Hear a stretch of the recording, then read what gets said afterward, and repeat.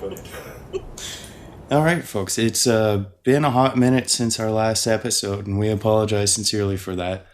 It has taken a little bit of time to get all the research together for this one, and also life happens. You know, there have been other things going on as well. So we've taken longer than we wanted to, but we've finally got it together, and we hope that you enjoy it. We tried something a little different with our approach to the style of dialogue. We decided to break up the story with a little bit of commentary rather than save all of it for the end. I think we both found that we were maybe forgetting some important points that we were wanting to address by the time we got to the end of the story. And this was perhaps a better way to actually just address all of it all at once. And we hope you very much enjoy what follows. Hello, and welcome to UnGodly, the magical grimoire. How are you, Besh? I am fantastic, and how are you, my love? How was your time on Jim Harold's podcast? It was good, and my name's Avery, by the way. Yes. People should know this. It was super great. So, I went on to Jim Harold's podcast, and it was episode 516. I think it was called She Didn't Know He Was Dead. Oh, thank you. She didn't know he was dead, which was a really cool episode, by the way. And Jim was so amazing and so nice. I was so nervous, but we seem to have some new listeners after that. So thank you and welcome. So exciting. We appreciate you all, and we appreciate you, Jim Harold, too, because that was very cool to hear my wife's story and with all the others. It was just a beautiful thing. So, and good opportunities. Yeah, and the story actually ended with me just kind of being like, like after I talk about Cardinals and their connection to my friend who passed, Lisa, they seem to pop up every time like I kind of bring up the topic. And I said, so like I'm kind of interested to see like if that will happen after speaking to you, Jim. And it was really cool because like 2 weeks after that, just I kept seeing random Cardinals, not in the flesh, but in really weird ways. Like I started a new job and this woman had a dress that had Cardinals all over it. Which is rather specific a pattern to wear. And then Besh and I went camping, yes. And that was really cool. And on our first hours of getting there, we noticed that there was little like pecks in the ground, and we were like, is this bugs? Is it a woodpecker or what? And then this woodpecker with this bright red crown comes in, and I think it's called a pileated woodpecker. But he was just chilling there so close to us, hopping around us like for so long. We got a picture. Big and so beautiful. Yeah. And brazen. Yeah. So if we can find that photo, we should put it up. But that was really cool. And then weirdly enough, I was looking at just preparing for this show. I was like taking a break and looking at Facebook, and somebody I know, her and her daughter were walking, and they just saw the same type of woodpecker, and they just went like right up to it. And apparently that's really weird that like these woodpeckers usually aren't like this, but they went like inches close to this woodpecker. Same one. Giant, beautiful red crest for those who don't know. And then they're sort of like black and white, like kind of mottled, big woodpecker. So I don't know. I kind of took that as like we don't get Cardinals here in Alberta, but there's my Cardinal, my Alberta version. yeah. The redness of the bird was still there. Yeah, it was beautiful. What else have we got going on? Oh, well, we just passed autumn equinox, right? No, autumn. Yes. Yeah, I always get that. It's okay. Which I think that's Mabon, right? In like witches tradition, that's or pagan tradition Mabon. I think so. I'm gonna assume that you're correct on that one because I'm still waking up a little bit. So we're on our way to Samhain, which means we're on our way to Halloween. Yeah. And I don't know. Right. Like I was talking with you about how we're setting up a bit of a goal and we kind of want to, if we can, get, wait, what was the goal? I can't remember. Oh, right. We want at least 100 people to subscribe and review. Because it's been fantastic that we've had so many new listeners, and we feel deeply appreciative of all that. We also want to hear back from you, though. We want feedback. It's not just for our fragile little egos, but so we know how to do this just a little bit better. This is at least my first go at a podcast, and I think it's your first go at this too. Yeah, and and we'll make it worth your time. We'll take you for your word if you give us a good review or whatever. It's a real good one. We'll take it for lunch. But we want to make a little gift packet of some magical things that'll be really cool, and we'll show on our social media, and maybe we'll talk about a little later. But yeah, so let's do a countdown to Halloween. No. I swear, he doesn't have COVID, folks. I'll be alright. Coffee went down the wrong pipe. Oh, no. Yay, countdown to Halloween. I'm feeling obnoxious, so maybe we should just get into the story now. That sounds like a good plan, my love. I'll put on my ventilator and we'll get going.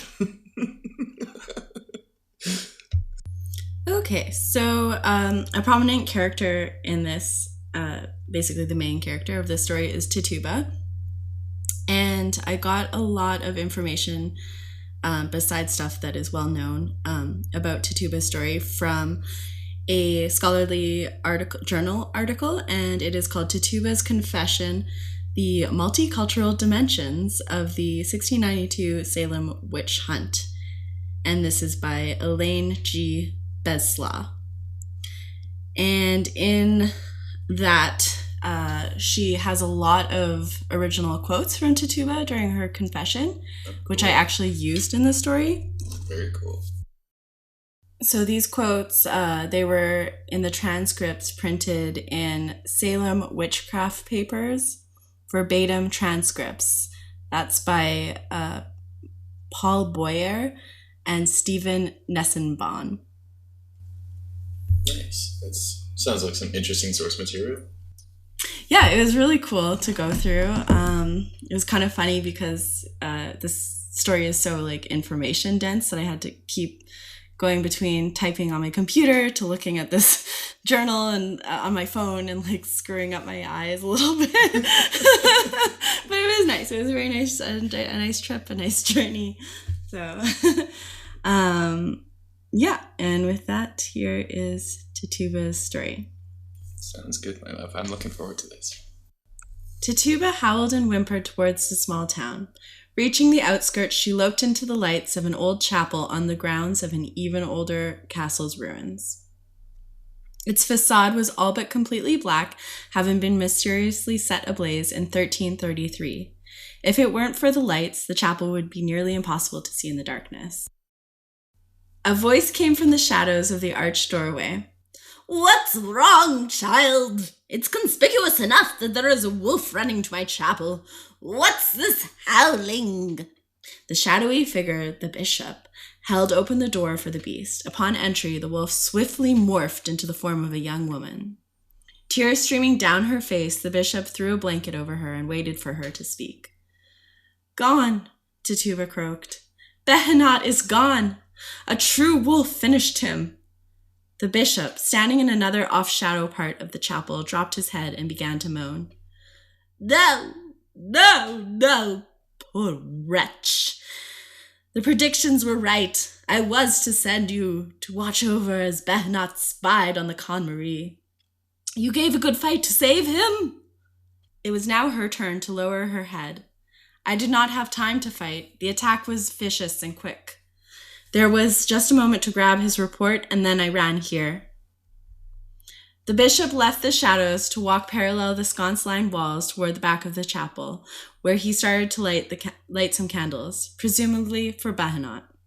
In the glow of the candles, Tituba could see that the bishop's waxy cheeks were also wet. Not once had she seen him cry since she'd arrived at this doorstep as a young woman. Tituba wasn't from Europe, or even from the continent at all. She was a native South American who was enslaved in 1680 at 12 years old by the clergyman Samuel Parris, and then in 1692, she was the first female to be accused of witchcraft in Salem Village, Massachusetts. It was the young daughter of Reverend Parris, Tituba's captor, who accused her and set the witch hunt ablaze in Salem. Much, much into the future, people would come to understand the scientific causes of mass hysteria or conversion disorder.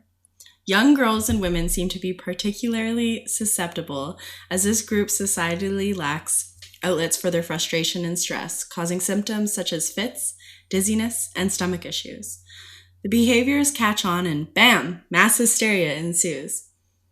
Stress brought on by crippling responsibility, intense religious pressure, or an overbearing authority figure are usually of the culprits.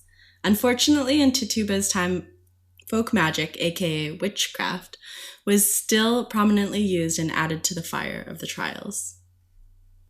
In February 1692, Elizabeth Parris, 9, the Reverend Samuel Parris's daughter, and her cousin Abigail Williams, 11, screamed out in pain, babbled, had convulsions, and had the sensation they were being pinched. Salem Village's physician, Dr. Griggs, checked out the girls and suggested that witchcraft was afoot. Later that month, a neighbor appealed to Tituba, the slave, to bake a witch cake and feed it to a dog. Dogs at this time were seen as a witch's familiar. According to folk magic, the dog would have become bewitched by the cake and revealed the sorceress who had cursed the girls. The witch's cake ingredients were as follows: rye meal, urine of the afflicted, ashes. If anything, this magic backfired. Elizabeth and Abigail's symptoms got worse, and they were being pressured by townspeople to say who'd harmed them. They named Tituba as the witch, and she was promptly arrested. By February's end, Abigail named 2 others, Sarah Good and Sarah Osborne, women who were seen as quarrelsome and problematic in the community. So I gotta say, first of all, that does not sound at all like a tasty cake. No, it sounds like it made the girls worse. I imagine it would have, yeah.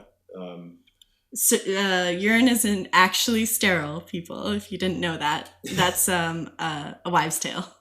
Yeah, if you're in an absolute pinch and it's a survival situation, try to boil it first. For God's sakes, people. Be careful with your pee. But I do find it interesting that in the Koryak tradition, the shamans... Sorry, what's Koryak? Oh, yeah, sorry. The Koryaks were a group of shamans that lived in Siberia. I suppose they still do. And it's probably rude of me to dismiss them that way. So yes, the Koryaks are a group of shamanic people who lived in the Mongolian steppe and in Siberia. And they have a long tradition with Amanita muscaria, where they do the old pee in a bucket after eating the mushrooms and then keep peeing in the bucket, and everybody pees in the bucket and drinks from the pee. So that was what that brought to my mind anyway. Very interesting. Yeah, not to laugh at these old practices or anything. I'm sure they had their own sort of magic to it. Yeah, but you also have to then fight science. In this case, probably urine's probably something that's not going to make people feel better. No, but I mean, it does lead to interesting phrases like "mad as reindeer piss." Very. Okay, so then this next part that we're coming up to is the part that's in the court scene, which actually contains quotes from Tituba's confession. Oh, before we continue, I was going to say, these names are quite familiar to me.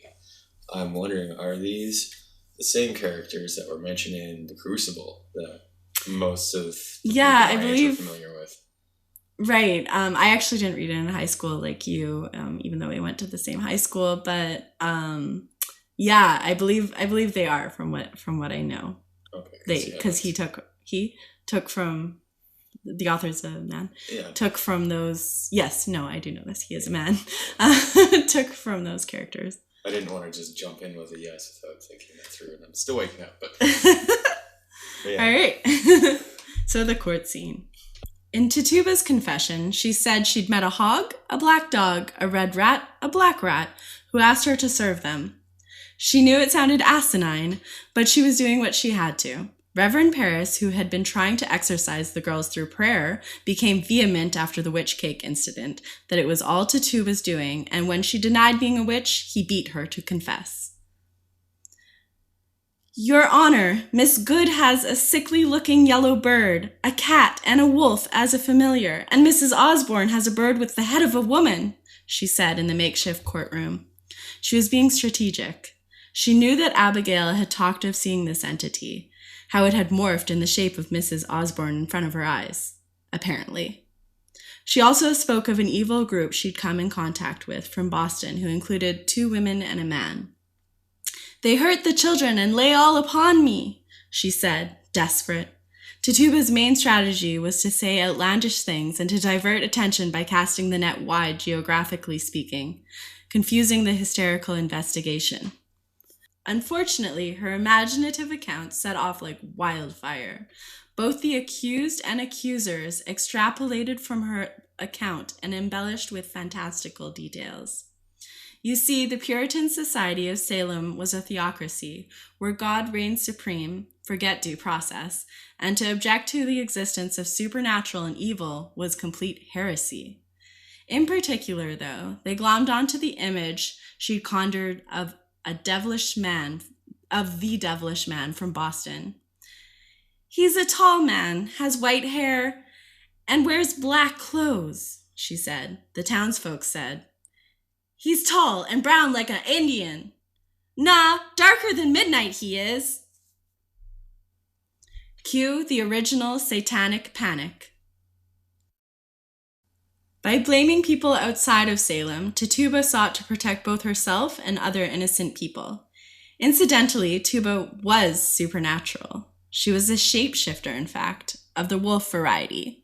It might be recalled that she listed a wolf as one of Mrs. Osborne's familiars, an ingenious move to detract from her if she were ever to be spotted while in form. Back to the courtroom. Tituba closed the hearing with her pièce de résistance. That was terrible. With her pièce de résistance. The Boston group must be stopped, or children will fall ill. The devil is coming to them. As she uttered these words, the afflicted girls who were present fell into fits and shook uncontrollably. Tituba turned into stone, appearing to be in a trance, and would not answer any more questions.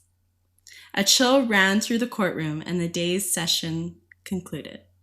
So I find it interesting that she specifically mentioned the animals that she did at the beginning of this little bit here, because that carries with it, to me at least, connotations of alchemy. Oh, really? Yeah, the black dog and the red dog, the rubella and negra. It seems like she wasn't just pulling random things from a hat to save her ass. It seems like she was talking about something perhaps a little more metaphysical that was just taken as a merely physical or physical-spiritual manifestation. But that's just a little side bit. Apart from, the old chicanery of these trials to begin with, and what an absolute fucking farce every bit of that has been. But yeah, no, I do think that it's really interesting how people go absolutely ape shit. There was a story in Canada recently. I'm going to avoid naming names, but a woman who had been found guilty of murdering her child was released after serving her time. And she suffered a severe fit.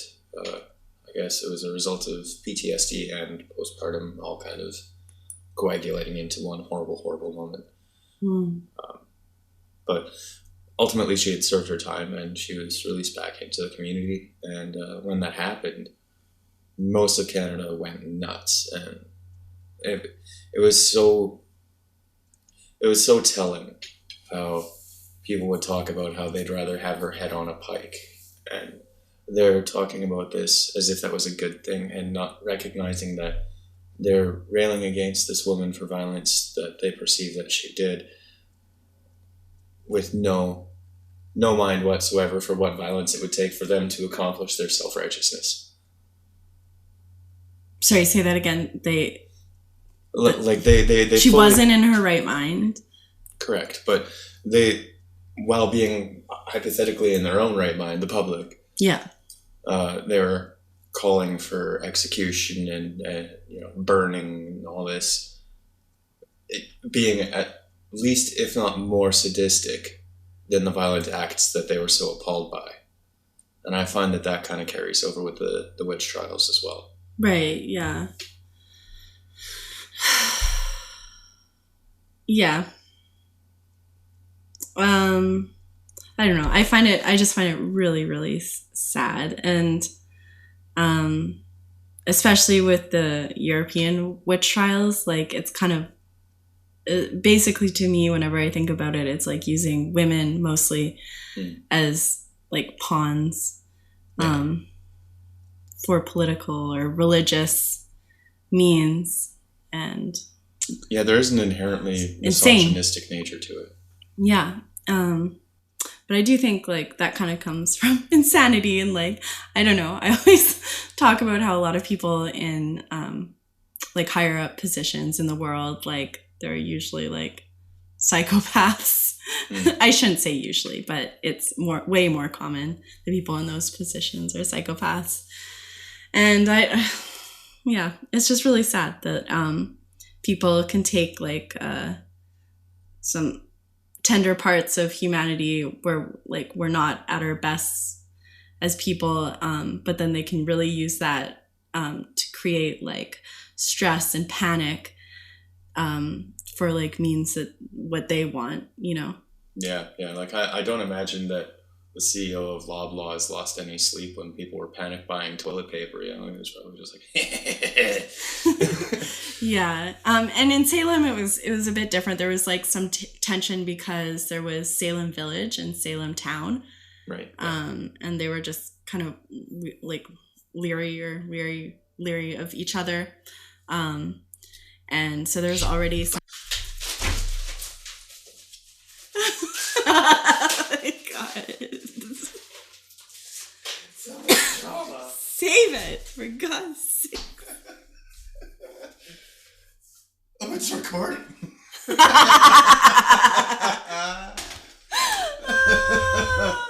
It's been recording that whole time. What? Somehow. Oh my God, Connor. Like, Alright, so after a minor technical malfunction from my foolishness of not plugging the damn computer in, we have returned to recording. Yeah. So I think I was talking about like the political forces or religious forces that might have affected this round of witch trials in the USA. Mm-hmm. And I believe you're talking about the distinction between Salem Village and Salem Town. Right, yeah. So there is that whole part that Salem Village was basically the farmers, and then they were kind of not sure about the townspeople in Salem Town, or Town of Salem. Nope. Yeah. Salem. Yeah. Okay. Okay. And so there's just like because of taxes and stuff like that. So that was already like kind of an undercurrent, and then this new reverend came into town kind of recently, which is Samuel Paris, the one that enslaved Tituba. And of course they like there had been kind of this like reform in the church, and Puritans were thinking that the Church of England, that King Henry VIII kind of instituted or whatever, that it was too similar to the Catholic Church with their rituals, etc. Yeah, if I remember, he wanted all the smells and bells. He just wanted to include divorce. So yeah, so they're very against all those rituals and everything, or they were. And so anything that's ritualistic, so of course witchcraft, any like hint of that is very distressing at this time to Puritans. And it's kind of ironic when you think about it, because like the Puritans and the Quakers, like we often associate as being the same. It's not necessarily so, because like there were the Puritans, as you mentioned, that were branched off from the Reformist movement, later on to become the Protestant movement. But the Quakers, like they were called that because they went into this like sort of Corabanti style, like delusional, epileptic trance state when they were contacting God. And so it's so strange that they were so against ritual, and that's clear use of magic for a connection. Interesting. Yeah, and I think they really did believe in evil, therefore the devil, therefore supernatural. So like I said in the story, if somebody were to even object to like the existence of the supernatural, that would actually be seen as heresy. Like it would be seen as going against the church. So yeah, like because God himself is technically supernatural, right? Yeah, so yeah, that too. Yeah, so they had to, like, people just were really sucked into this, like either like accusing people or being accused. It's crazy town. It is. It's or crazy village. It's incredible what theology can send us on goose chases for, you know? Yeah, definitely. And now back to our regularly programmed story. Accused witches were hanged 19, died in prison 5, or in the case of Elder Gilles Corey, pressed to death. All the while, Tituba remained in her prison cell for the duration of the year. On one strange day, gazing out of the barred windows, she saw a man being dragged towards the prison. He was a toady-looking fellow wearing striking bright lilac robes that dragged behind him on the ground. The man was still fighting when they threw him into the cell across from her. He said, "Salem, in 1692? Of all the hellish places to end up. No matter, I will escape, you'll see." "Through death you will, you vermin," said the large guard. Alone in his cell, he put his hands to his temples and screwed up his eyes. Sir, stop that," said Tituba. "They say the trials are coming to a close. The fits have ceased and folks are becoming weary and doubtful of the chase. Although I'm sure you and your odd attire have stoked the fire some." "I'm not worried.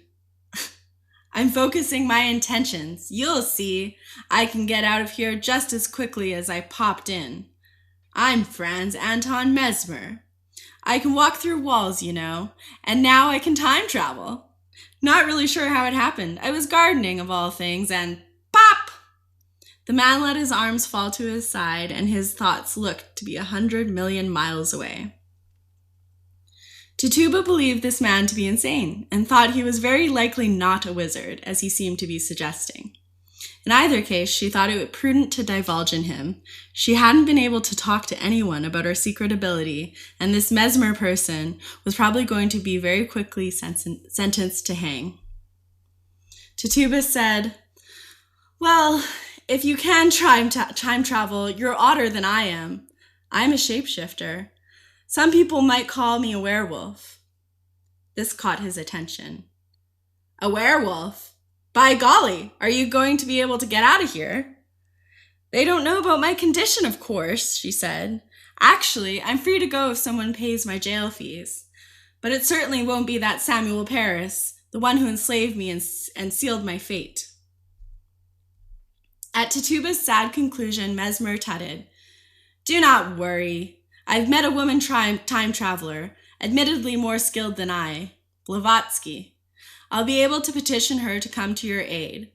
When you get out, you must go to the bishop across the pond. He will be able to protect you." Astonishingly, Mesmer was right that with some focus he could zap out of there, back to his time, and he kept to his word about sending help her way.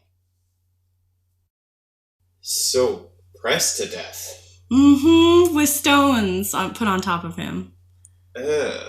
That was this old man, Gilles Corey, one of the men to be sentenced in the Salem witch trials.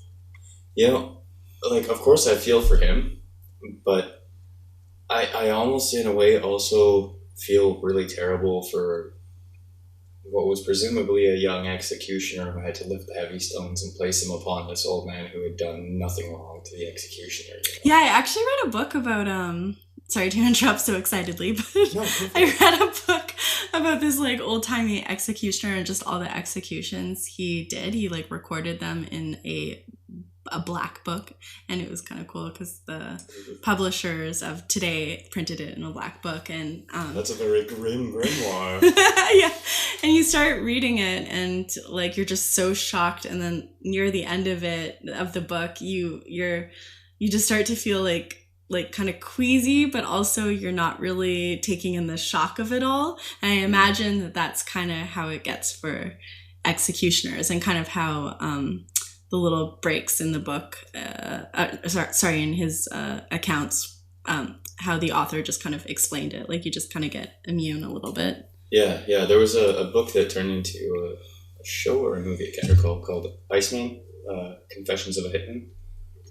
And yeah, very similar sort of a thing, where it was just detailing how you get from your first kill to your desensitized to the point that you can level a whole family and go for pancakes. You know? Oh my god. So strange. Yeah. My eyes twitching.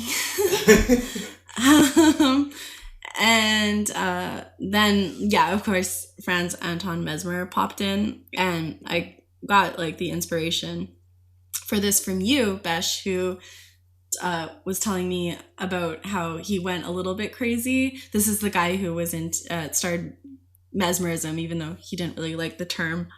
That's hypnotizing people and animal magnetism. Animal magnetism. But then he started doing these shows in Paris, I believe, and other places. And Paris, London.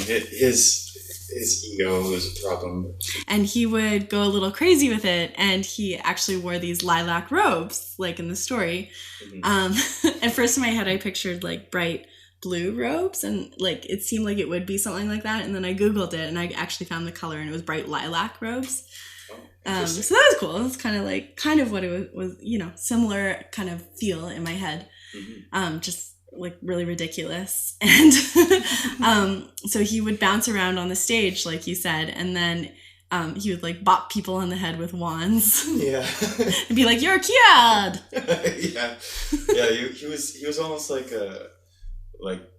the Richard Simmons of hypnotism in a way. That's amazing, and amazing enough. The comparison. He was really, really adamant and ecstatic and theatrical about things, and just, as you said, just bouncing and bopping around, just bonking his audience on the head. Oh my god. Strange character, but I bet it was a hell of a show.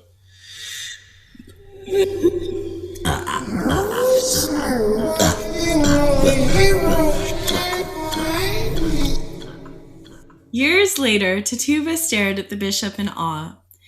He was so stricken with grief for the spy Behenot's passing. Maybe he truly cared for her too. "I needed more from Behenot to know more of Khan Sarah. I was so close to having information that the Count of Saint-Germain would want in return for his knowledge of immortality." Tituba's mouth fell open. "Come, Tituba," the bishop said. "You must know that's why I look this way. The magic I've found has prolonged my life, but I'm slipping." He turned to her, and she was forced to take in the face that was so often hidden in the shadows. It appeared to be melting, or rather, it was melting. It was worse than ever, his gel-like skin slowly succumbing to gravity in gobs. Pustules speckling his face and hands were popping before her eyes. "Tituba," he cooed. "Believe. I am not your lord, but believe in me. I will find a way to everlasting life, and you, my child, you might be my key. The Count might have use for you, your type of magic, and I'll get what I require. I must try. Time is so much of the essence. My body cannot hold much longer. Tomorrow we travel to Saint-Germain. Something broke into Tuba. She began to shake. Just like Elizabeth, the daughter of the overbearing reverend, the girl who fell into fits that sent shockwaves through Salem and put Tituba in prison. Years of Tituba's life had been taken away, forced into servitude of one kind or another, forced into succumbing to fanatical white men. The bishop had little time to react as Tituba changed into her beast form and carved away his face with her spectacular teeth. Damn! For their character, for their labor. Yeah, fuck the users. Mm-hmm, There's too many of them in the world. Yeah, and like that still pertains to today, but like really, really fuck Reverend Samuel Paris for literally going to take Tituba away from her home and bringing her to Massachusetts. I believe, or actually I think I say Massachusetts. Some people do. I'm not going to say Massachusetts. Massachusetts? No, not Massachusetts? Okay. I'm sorry, everyone from there. That was actually a mistake. I just literally can only say like Massachusetts because that's... I will try and change my ways, actually. Massachusetts. Massachusetts. I just said that. We'll sort this out after the podcast. So yeah, anyway, he brought her to U.S. and I'm not sure exactly what place he was in first before going to the state of Massachusetts. So we don't know where Tituba comes from originally? Oh, I think it's Barbados, but I said South America just to not say anything incorrect. Okay, so we think that, but of course records aren't exactly the clearest at that point in time anyway. Mm-hmm. Okay, that's good to know. So, Barbados. I'm inclined to wonder if maybe her ancestors come from a little further back in a Yoruban tradition or a Yoruban adjacent tradition. It was very prevalent West African magic, and there was strong, is a strong belief in magic and the ability to shapeshift,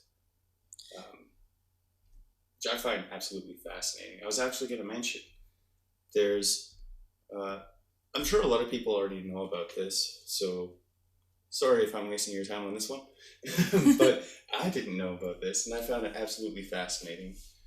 There's the tale of the nine-tailed fox. Now, this occurs in a number of different cultures. It comes up in Korean lore, in Chinese lore, in Japanese lore. There's a number of places where the name differs, but the idea is the same. It's almost always exactly the nine-tailed fox. Mm. So, in Korean lore, the one that I found the most interesting when I was researching this, it's called Kuhimo. And it's very similar, like I said, to the Chinese Hulijing or the Japanese Kitsune. But if a fox lives for 50 years, then it can do its first transformation.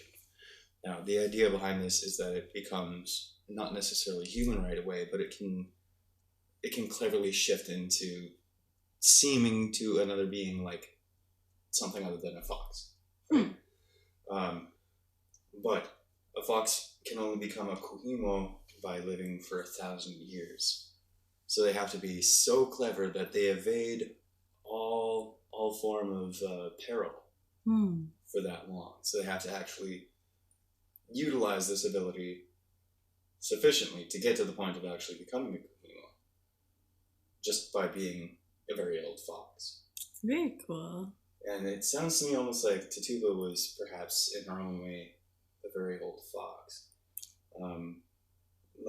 So if the fox, again, going back to the Korean tradition. But she was 12 when she was first taken. So yes, maybe the human part of the it. human, yeah, it is very, very slowly. Yeah. I mean, I don't have the ability to say what one year that we would call a calendrical year feels like to a fox. And obviously this part is fictionalized. There's no accounts of her being a werewolf. No, but Shapeshifter. But yeah, going back to the Korean tradition, if that fox, if it refrains from killing and eating meat for 1,000 days, then it can transform into a human being. Pardon me. Now, typically, when it does so, it becomes an attractive woman, and it has a proclivity for seducing, or at least the folklore says that it turns into an attractive woman, has a proclivity for seducing young men and devouring the heart and the liver specifically. Oh my gosh. Yeah. Personally, I think that's just some post-red misogyny. I don't, from what I'm looking into it a little further, I don't think that's actually part of the original, whatever it might be that this archetype is based on, let's say. Okay. Yeah. There's some cultural things that need to be considered, but I'm going to try and treat that a little sensitively. But this is what I thought was the most interesting part of the Kuhino. So they're unique compared to like the Huijing or the Kitsune from Japan or China, backwards respectively, because of the what they call the Yawu Gesul, which is the fox marble. It's supposedly like an actual pearl, like a physical pearl of all of the knowledge and wisdom that the fox or the Kuhino has acquired and obtained over the course of 1,000 years of living. Wow. Or 1,000+ years, right? And so what's interesting about this is how they would convey that. So the Kuhimo would approach a human and just start French kissing them. Whoa. And they would take the pearl from their throat over their tongue into the tongue of the human and just like plant it in their mouth. Why? So that they could have a taste of the knowledge. Of the human's knowledge? No, so that the human could have a taste of the fox's knowledge. Okay, so what I'm thinking is this is really cool that, okay, so you didn't even know where my story was going when I was writing it. No, I didn't. And you didn't. So I wanted to pester, but I thought it would ruin it. Yeah, like we discussed a little bit where we wanted to go with it, but I don't think you knew exactly that I was gonna say that the bishop wanted to use Tituba as some sort of piece of key or whatever to get information from Saint Germain, like to use her like as a tool or whatever. Right. Yeah. And because of her like knowledge, so to use her key or whatever. And you're talking about this fox that has this pearl, which kind of is like this huge key of knowledge. Right. Yeah, very weird. It's so strange. So, like, what happens when the Kuhimo, the fox, kisses you with that pearl? Normally, people kind of choke on it a little bit and spit it back up, and then your encounter is pretty much over at that point. You're like, crazy lady just put something in my mouth. Yeah, quit choking me with marbles. But no, if you swallow it, and if you like, I think it requires being aware of what the situation is. But if you swallow that pearl and you take it into yourself, then you obtain within your own being maybe not the abilities, all of them, but the knowledge and the wisdom of that at least 1,000-year-old Kuhimo. So when that happens, you're supposed to immediately observe sky, land, and people. And if you do that, then you gain all of the abilities, including... Like observe literally? Like watch the sky, land, and people? Yeah, but like from a state of like what Gordon White would call right relation. So like in reverent connection, I think would be the way to put it. To observe in reverent connection. But yeah, it has to be immediate and in that order. Sky, land, then people. Okay. Now, obviously very infrequently is that going to wind up being the case, because as soon as somebody pulls their face away from you, their face is in front of you. It could be immediately blocking the sky. Mm-hmm. And that's why most people don't get the ability to shapeshift. Oh, interesting. Yeah, because if you don't do it in full order, and like the sequence that it needs to be done in, then you gain some abilities, but not the whole kit and caboodle, so to speak. Oh, wow. And yeah, it's observing the sky, supposedly, with its vast expanse and the morphability of clouds and everything like that gives you the ability to shapeshift and to transform into whatever. I see. Oh, that is so cool. I know. So Korean lore, that's amazing. Yeah, beautiful transition. Or tradition. We're really, really having trouble with our words today. Yeah, thanks, Mercury. Yeah. I was talking about this when we weren't recording for a second, but in the morning, Besh told me by the way, the power is not working on the whole top floor or whatever. And then it quickly came on, luckily, so that I could look over this story. However, after that, we noticed that we weren't speaking properly for the whole day and just tripping on our words. We didn't focus too much on it, but it just it kept happening and happening, and it's still, we're really tripping on our words. So it's almost like we switched Mercury being in retrograde and messing with electronics and electricity, and we switched that in for having trouble with our mouths. Yeah, well, I mean, the mercurial god of communication is ever so right. fucky. Right. So we went old school with what it affected. Yeah. In terms of communications. So I also wanted to, because our story touches so much on shapeshifting, I wanted to hit on this idea and just bounce it off and see where it goes. Oh, cool. So some biologists are claiming that animals, or at least certain animals, seem to be, and I'm quoting them, the biologist, shapeshifting.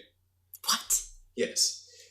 In response to the climate crisis. So, whoa. For example, certain birds are developing larger and longer legs to help with thermal regulation, give them more area to exude heat. Is this in the span of the last 100 years? Less. What? Yeah. Oh, that's nuts. Yeah, we're talking generation to generation evolution. Wow. Yeah. So. Okay, this is kind of weird. Sorry to interrupt, but it's kind of. I think we had this discussion before. It may sound really silly, guys, but I feel like I've had weird instances of just wishing, when I was young, that my curly hair was straight, and then it would go really straight for a few years, and then I'd be like, oh, I really actually miss my curly hair, and then it would get curlier and curlier over time. No, really. And just weird thing, girls are very insecure, and I would just have very weird guys are too, and thoughts about my body or how far apart my eyes were and stuff, and it things actually beautiful. Thank you. But things actually did tweak a little bit, which was really creepy, but I did notice it. Yeah. Okay, so maybe this is the right time to bring this up. My first encounter with magic, actually, when I grew up, I had these giant bulbous eyes in a very tiny head, and as you know, my eyes tend to be, for the most part, very blue. Mm-hmm. That wasn't always the case. Previously, it was not just for the most part, but perpetually, always very, very, very striking very, very blue. And you were pulled over and all the Children time. of the Corn style, fucked up. Yeah, and people were just like, oh my god, you have such beautiful eyes, son. It became very, very frustrating and annoying because every clerk in every store that I went to with my mom would just be like, "Oh, your eyes," and I got so frustrated. So by the time I was 8, I decided that it was time to cast my first spell, and it was to change the color of my eyes. And so I did a little candle ritual, and I was like, yeah, I know I can't ask for something drastic. Like, I know they're not just going to suddenly turn black or anything. But can it just not be always like this specific blue? Can it just shift gradually one way or the other towards something adjacent? At least just shift. Be variable, please. Mm-hmm. And yeah, it worked. And you know this very well. You've seen it go from green to gray to blue. Yeah, no, to violet sometimes. They definitely change. It's weird, but they're beautiful. But that's nice that, yeah, you get a break from people constantly talking about them. It was a little invasive, and I think my mom was the first person to notice, like, why have your eyes gone gray? It's not even gray. Wow. Yeah, like cool. Yeah. Got a little sidetracked on that. I like that story though. Thank you. So what we were talking about just previously about the birds and other animals like responding to climate change and these evolutionary things. I don't like that the biologists chose the word shapeshifting for that necessarily, because I don't see it that way. I think of it as a rapid response emergency evolution. You know, like it's a biological imperative. You either adapt or die. Right. Yeah, of course. And so, but what if this has perhaps been the reason or the impetus or even the mechanism for some or perhaps even all of the shapeshifting in lore? 1,000 years is a long time for a fox to live. Plenty of time for a series of evolutions to take place. Perhaps it's all drastic circumstances calling for drastic responses in an abnormally immediate and urgent manner.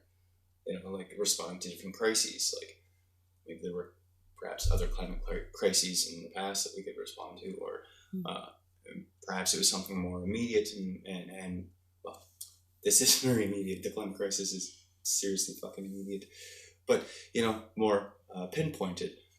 That could be also the situation. And I just wanted to know what you think about that. Yeah, no, what was coming to my head? Of course, this world of magic is coming into my head, and I once listened to this really creepy account. I think it might have been on Jim Harold's Campfire, and if not, I'm sorry, but a podcast.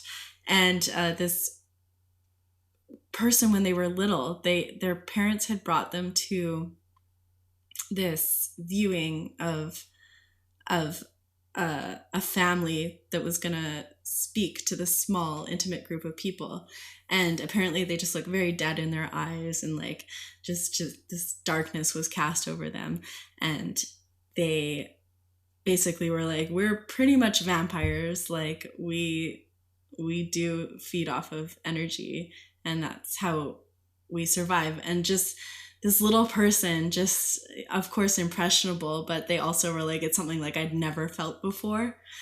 And who knows if the story is real, and I would like to credit you, person who said it, but we'll try and put that in the show notes if I can figure it out. But like if a grain of that is true, like it just shows that there's all these other creatures maybe that have evolved in certain ways, and some of them darker, in order to survive throughout history. We just don't know. It could all be, hidden underneath. Yeah, absolutely. I was listening to in the shadows. Yeah. I was listening to some stuff about Bigfoot and Sasquatch, and about how a lot of the theories lean toward lean toward them being magically oriented beings and ritually oriented beings, partly because of their calls and habits, supposedly. Yeah, I think they're probably on a different dimension. That's why, like, we just see glimpses. You know, even if you think it's silly, like, it's not above the realm of possibility that something would be in another dimension. Mm-hmm. I think that... that is bipedal. Exactly. I think that it is, as you said, I guess, for lack of better words, another dimensional thing.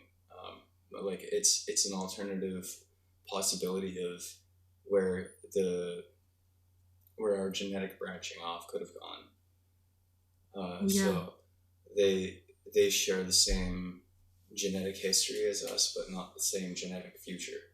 And so they're sort of in a different biological timeline. Oh, that is so cool. And they might be more evolved in some ways, like more in tune with their earth. Well, I mean, they seem to know to bury their shit.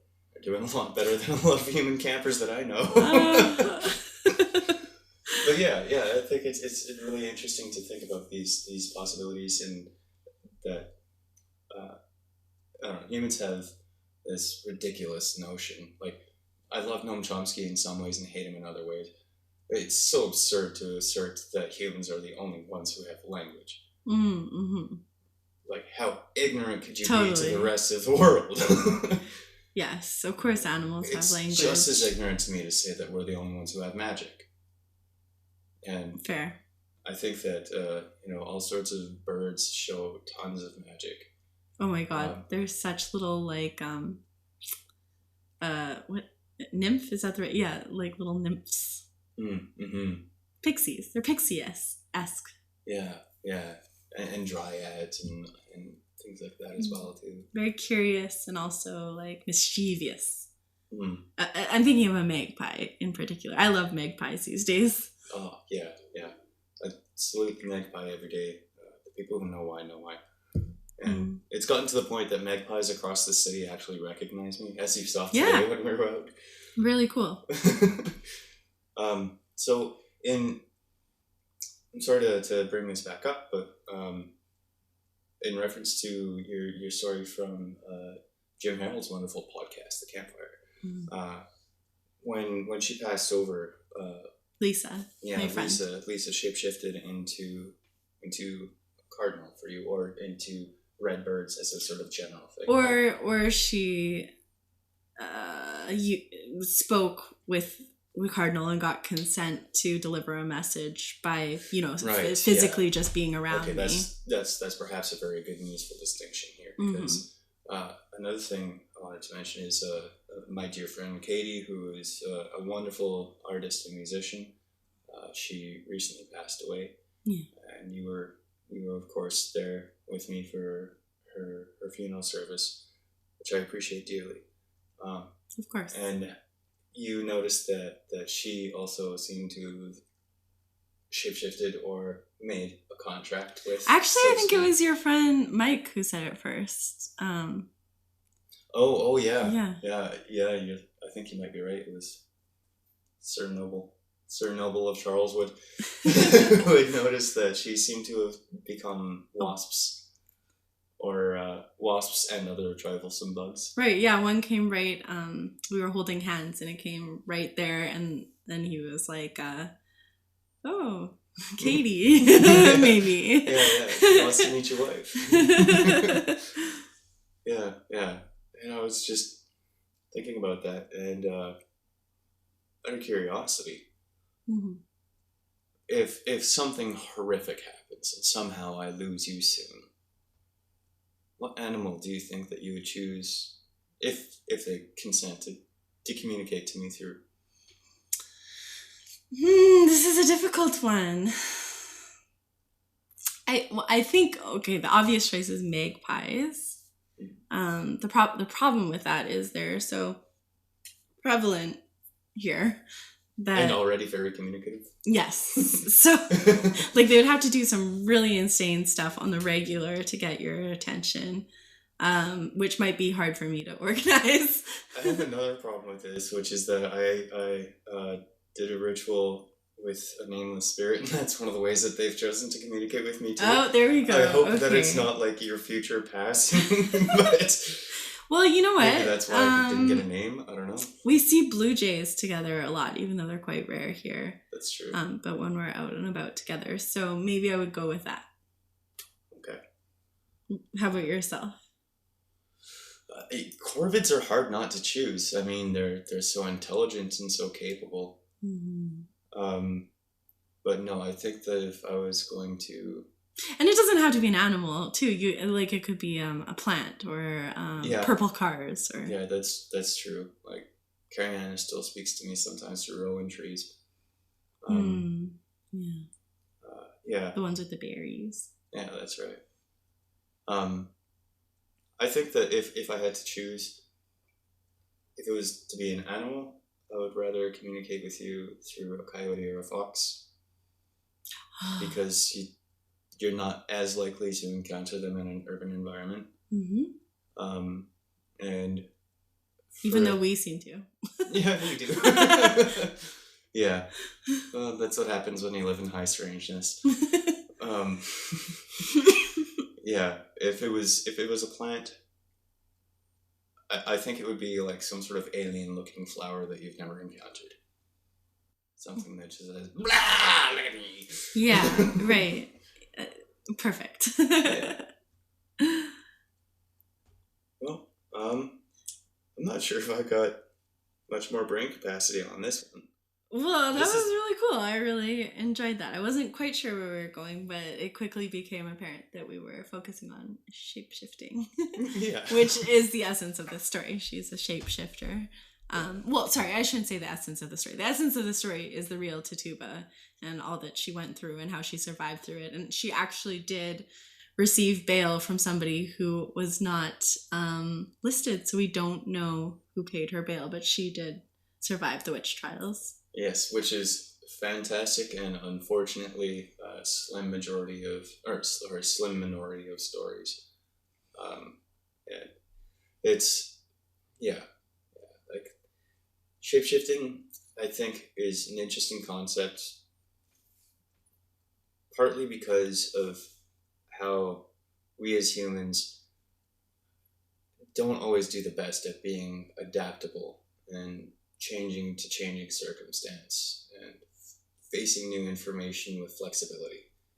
I think that's a big part of where shapeshifting lore comes from, is when you find someone that is able to adapt to every moment. Right. It somehow like changes the way that you think because you're used to thinking in a certain way. Yeah, totally.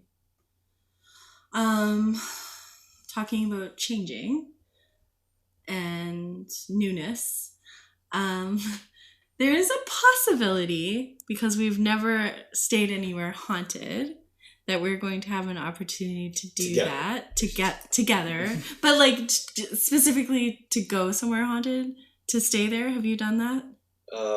No, I've actually been kind of the person that's like, that's probably not the best idea. So there might be, an opportunity, and if it does come about, it would be rather soon. Definitely. So keep your ears peeled, because we'll probably record there if we do get to do this. Yes, and a totally random tangential side note, just in case Les Stroud ever happens to listen to our podcast, can you get in touch with me about your experience in Nordegg? That sounds pretty interesting. Ooh, an Alberta shout out. Yes. Let's hear about them local Sam Squatches. So and I think for that episode we would do some real ghost tales, sort of a thing. Maybe some Canadian ones. Maybe we'll branch out, but some interesting ones. Yeah, speaking of being adaptable, we were clearly a little more adaptable and flexible with our formatting on this episode. We hope it wasn't jarring for the listener, but it just seemed like it was right to take breaks for discussion, as opposed to going the story straight through as we have so far. Yeah, there's a lot of factual pieces of information in the story. So it's a lot to take in, but there was some important ideas. So it made sense just to break it up. Yeah. And in that note, as you were mentioning, we might break up the format with our next episode and do something just wildly different. Ooh. We're really excited for Halloween, I definitely am. Yeah, I'm sure you are too, Besh. Of course.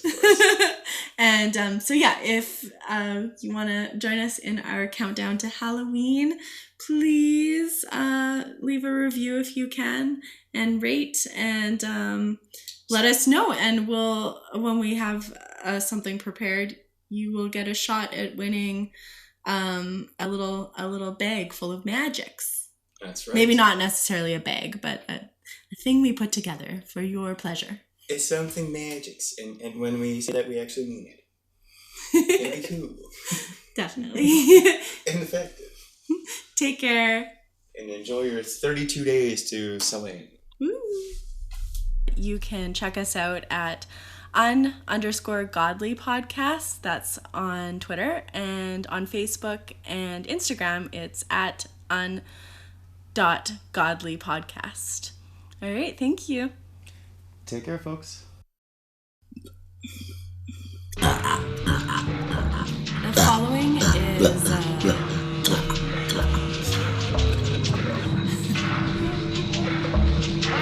I got a lot of my inspiration.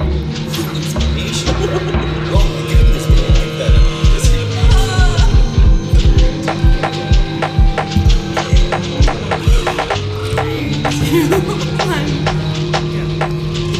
I got a lot of my information from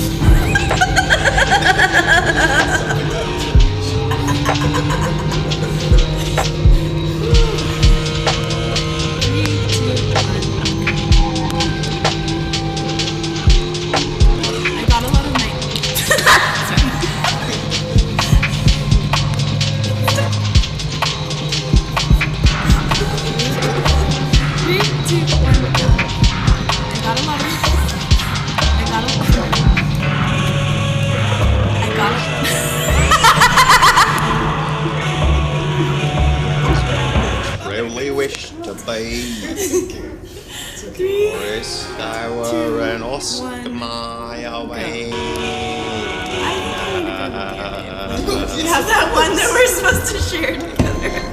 Or is that mate from me? And no, that one's just for you.